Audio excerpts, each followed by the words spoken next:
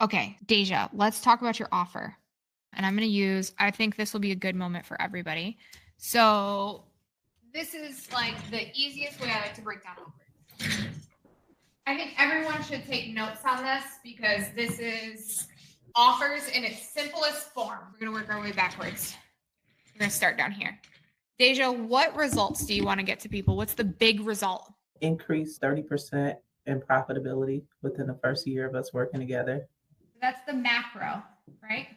So the big first question I ask is, what's the macro result? What are the micro results? Give me maybe 2 to 3 micro results. So what are some other small results you see that happen or that you desire for your clients? Peace of mind when it comes to their business finances, that they aren't stressed about tax time or owing the IRS. What's another one?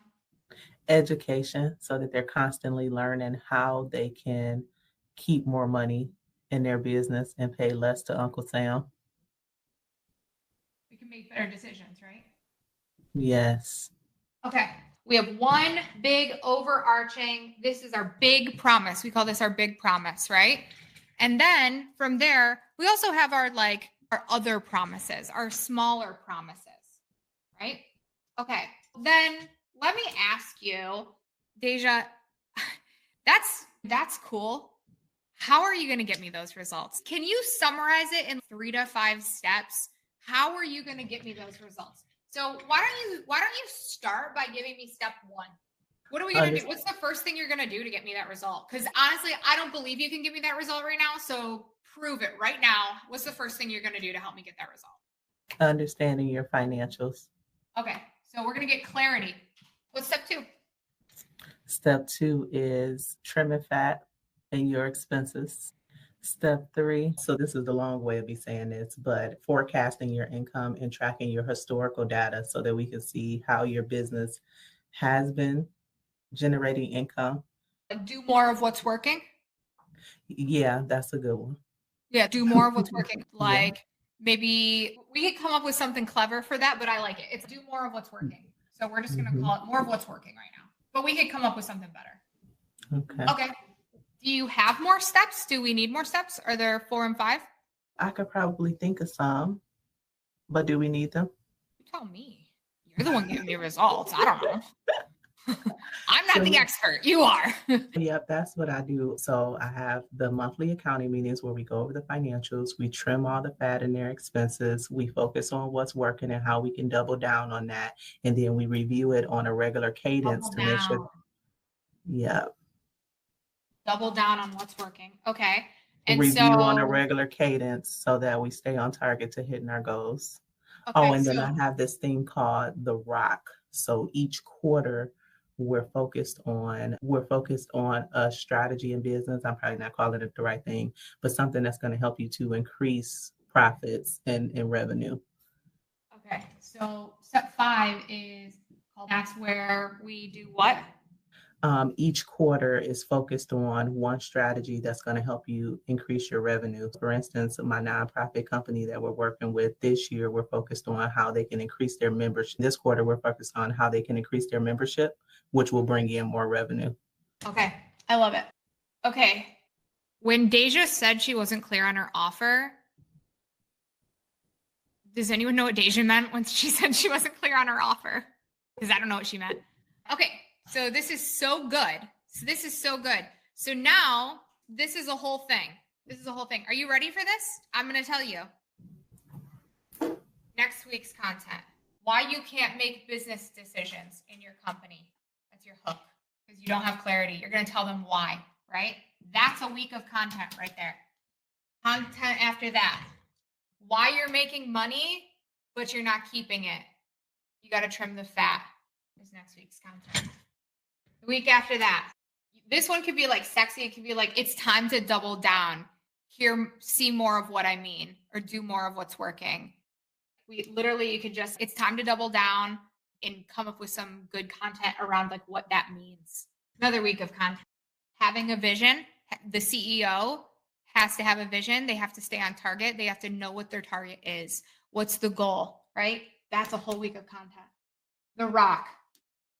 Why business owners keep chasing the goal and keep chasing profits because they're not focused on the rock, right?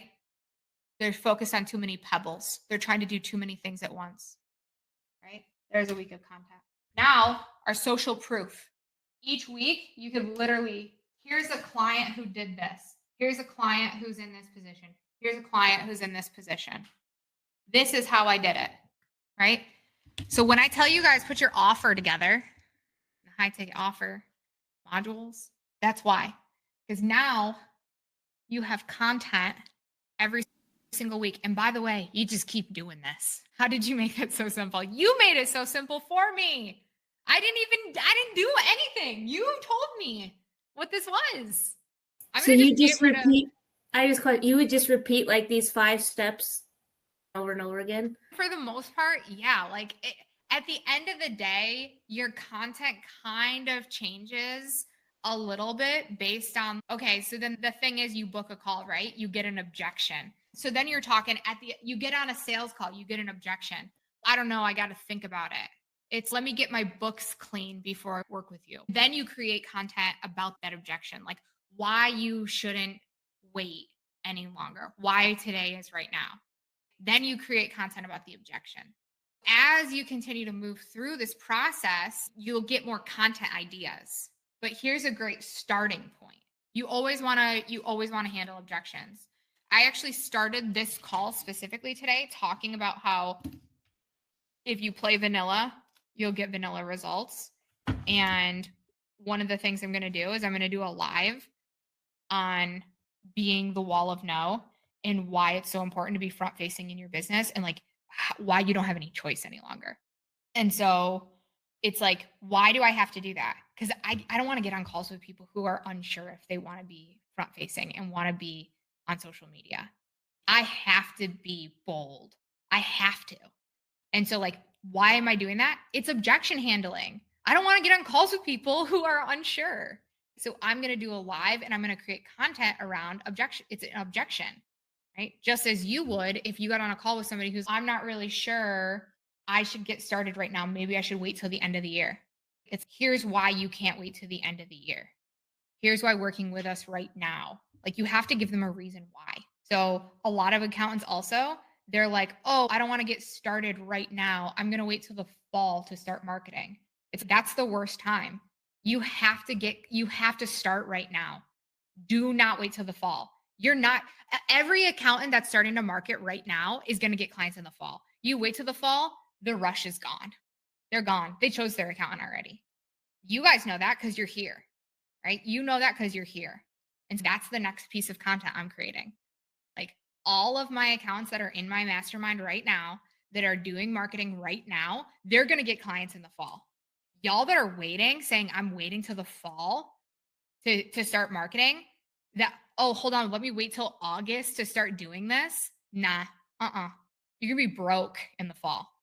No clients are coming to you because they don't know you exist, right?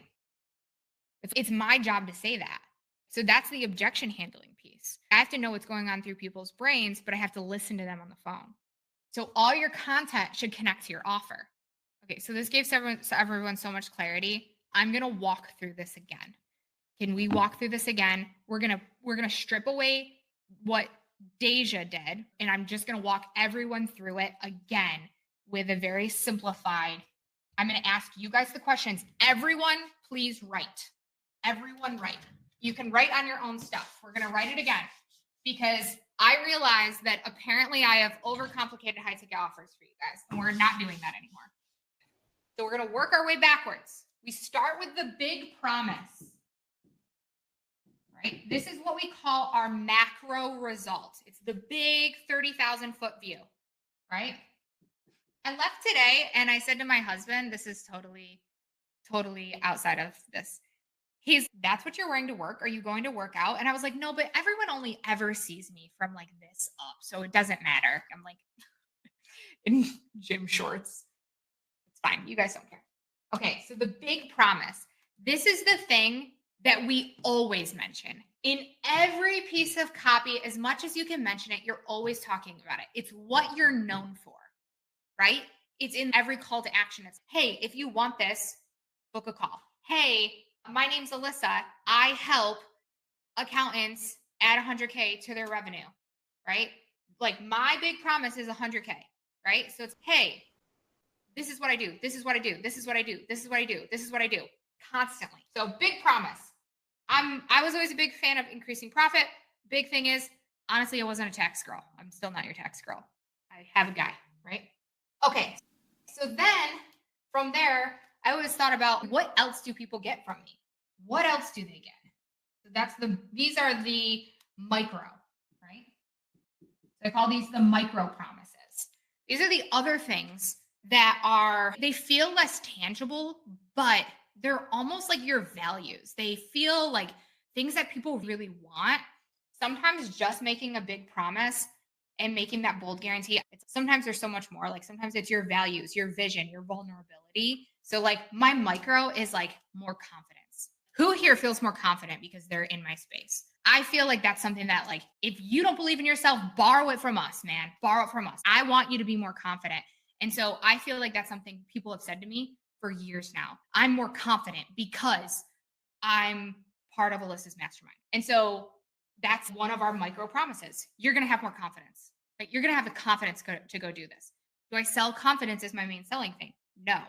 But knowing that people say that to me, I'm going to use it, right? Because it's the truth. Like it's something that I'm getting that feedback of, oh, people get that, right? But also, what else do people want? They want more confidence. They want the confidence to be visible. Okay, what else do you know want? So write that down. What else do you know they want for sure? They want more time with their family. So I would do like 3 of these. Okay, now how? How? It's 3 to 5 steps. It's 3 or 5. That's it. 3 or 5. 4 is weird. Okay. So 3 to 5 steps. First, second, third, fourth, fifth. Right? And this is not the first thing we're going to do is the sales call. No, this is once they become a client, you're like, okay, it's game time. It's game time. How are we getting the results?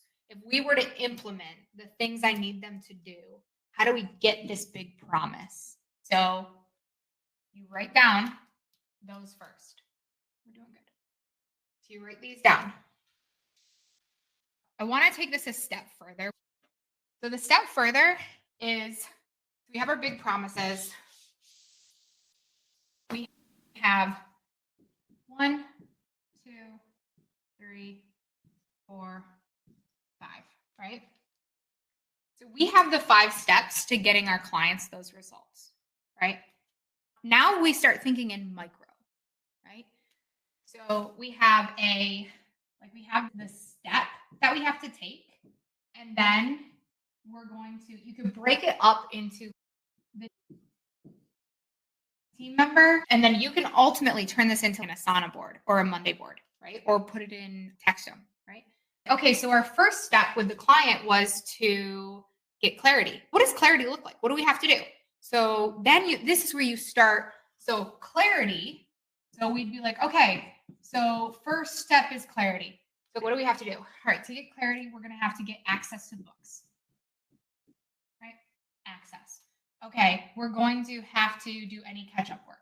And obviously this is not as detailed as maybe you would have to do, but you would start going through this process. Okay, step 2, we want to look at profit. So we need to look at like the overarching profit margins, profit analysis, we could call it. I'm just going to put profit A. And then maybe we look at all of the expenses, compare last year, right, till this year. See if there's did anything shoot up crazy? Ask the business owner to answer some questions. So this might be something that we go through. Are there any crazy subscriptions that the business owner is paying that he doesn't know about, right? So we go through some of these things. And so then it's assign everything to the team member that's going to get it done. Okay, so getting access would be like the VA, right? The catch-up would be the bookkeeper, right?